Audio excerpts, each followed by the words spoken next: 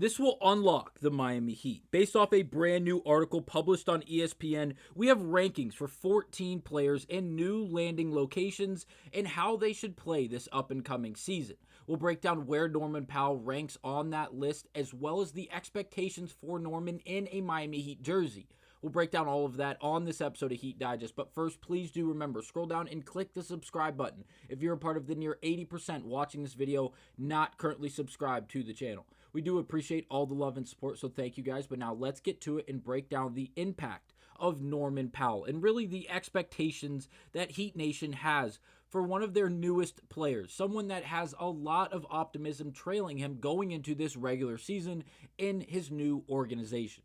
So, the start. Miami last season, it was interesting to say the least. Jimmy Butler, the star player, forces his way out. In return, the Miami Heat turn him into Andrew Wiggins, De'Vion Mitchell, in like Kyle Anderson, who was then flipped for Norman Powell in a trade where they gave up Kevin Love and Kyle Anderson in exchange for Norman Powell. Now, that trade, when it initially happened, I came to you guys on this channel and told you it was a slam dunk of a trade for this Heat team. They were able to go out and get someone who is a bit older, who still has good amounts of experience while still having a lot left in the tank, who has 3-level scoring ability, who can help out this Miami Heat team tremendously. And now we have a ranking in the sense of where Norman Powell ranks in the sense of a new acquisition across the league. And he's compared to 13 others in a list of 14, where it's titled NBA Newcomers to Watch, ranking 14 new faces on their new teams.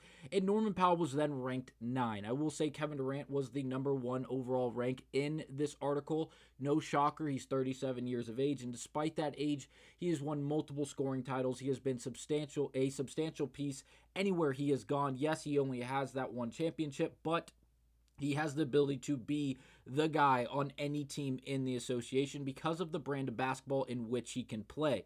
Now, what they would go on to say about Norman Powell. Miami was dreadful last season following the Jimmy Butler trade, going 14 and 21 and losing 10 straight games in March before turning things around and earning a postseason spot through the play-in games for the 3rd consecutive year. More than anything, the offense desperately needed a leg up this offseason. That's where Powell, who's playing the best ball of his career in his early 30s, comes in. He isn't the biggest facilitator, but the man can score on and off the ball and from both inside and outside the arc. He has shot nearly 40% from deep for his career. Expect him to be an enormous help to Tyler Hero and Bam Adebayo on the offensive end.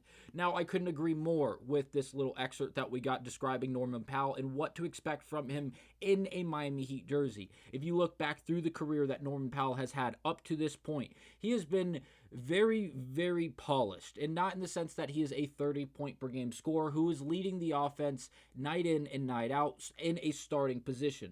But rather, he can be a starter, he can be a 20 to 25 point per game scorer, or he can come off the bench for a very good team in the sense of utility. Again, not the biggest facilitator, but the ability to score on all 3 levels and really be a bailout to offenses later in clocks or, again, early in the game, trying to get some offense going because, well, the starting unit didn't get it done. Powell is that spark plug, and I won't say he's necessarily a Lou Williams or Jamal Crawford-esque type of player because he still maintains such a good ability in a starting lineup playing alongside other really good dominant names. But again, the idea that he could be a 6-man coming off the bench, we've seen him do it in the past in his career, and he's done it at a very, very high level. Now, the scoring is the biggest takeaway, and that's what Miami is going to see the greatest benefits from, taking some pressure, more pressure off of Tyler Hero, Andrew Wiggins, and Bam Adebayo, just to be specific, as they still have a lot of other really good complementary pieces that can help out not only on the offensive end, but as well as picking up some slack on the defensive end, like Jaime Jaquez Jr., De'Vion Mitchell, Kel'el Ware, and others that round out this Miami Heat organization and really the roster. Now, for Norman Powell's contract, he is going into the final year of his deal, a $20 million season for Norman Powell.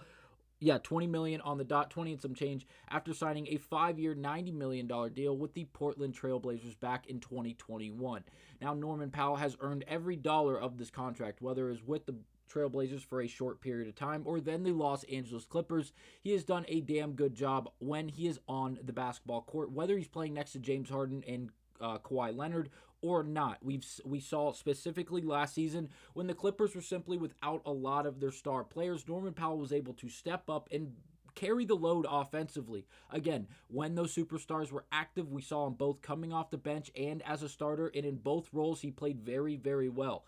Now, am I saying that he's being put in a better situation in the sense that he's playing with better players than he did in Los Angeles? Not necessarily. James Harden and Kawhi Leonard have ridiculous resumes, and when it comes to their overall talents and skills on a basketball court, they're in a pool in a pool of a very, very small amount of players, but they're not exactly extremely healthy and available all the time.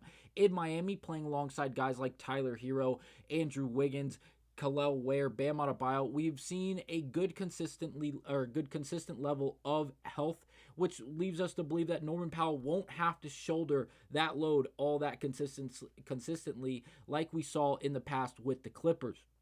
Now, when it comes to the three-point shooting, this is the entirety of the league. Last season, he ranked 17th shooting just under 42% from behind the three-point line. And I want you guys to take into account the amount of three-point shots he was attempting in comparison to some of these other guys. Like Seth Curry led the league in three-point shooting at 45%. But he only attempted 2.7 per game. If you look at Norman Powell, who's just below him, yes, I know in rankings there's 16 spots in between them, but in overall ranking, shooting 41.8% on 7.1 threes attempted per game. Norman Powell is going to be able to walk into Miami and live and die by that three-point shot, which we all know he can, as well as adding the ability to put the ball on the floor and attack the mid-range or even all the way to the basket. This is something Miami should be extremely ecstatic about, in the sense that they added another weapon offensively who can absolutely torch defenses from behind the three-point line. Something the Miami Heat absolutely needed this past season. After watching last season's entire debacle offensively, the defense was decent. It was not great, but then if you look at the offense, 110 points per game, which ranked 24th out of 30 teams in the association, and it got even worse if you look at their offensive rating per game. This is filtered from worst to best. So the top team you see in the Washington Wizards was the worst team in offensive rating last season. Miami was not too far behind them in the 21st position across the board with a 112.4 rating. Overall, not what you need to see on the offensive side of the ball from a team you are optimistic and hopeful to see in the playoffs. With the acquisition of Norman Powell and Andrew Wiggins having a full offseason to work out with guys like Tyler Hero and other notable names on this Heat team that are going to be consistent teammates through the rest of this regular season at the minimum, I think this is a polar opposite of what we saw last season from Miami. And I think by the end of this season, if not by the time the trade deadline actually does occur in February of this up-and-coming season, if not by the expiration of the next 82 games in the regular season, I think this list is going to look drastically different, and I think Norman Powell will be exponentially higher in this rating, and I think 9 is far, far too low. I know it's early, and based off the name alone, I can understand how he does fall, but in the situation he's walking into and really what he's going to be asked to do in Miami, I think this is going to be a picture-perfect match for Norman Powell and this Miami Heat organization. Let me know down below your overall thoughts and opinions on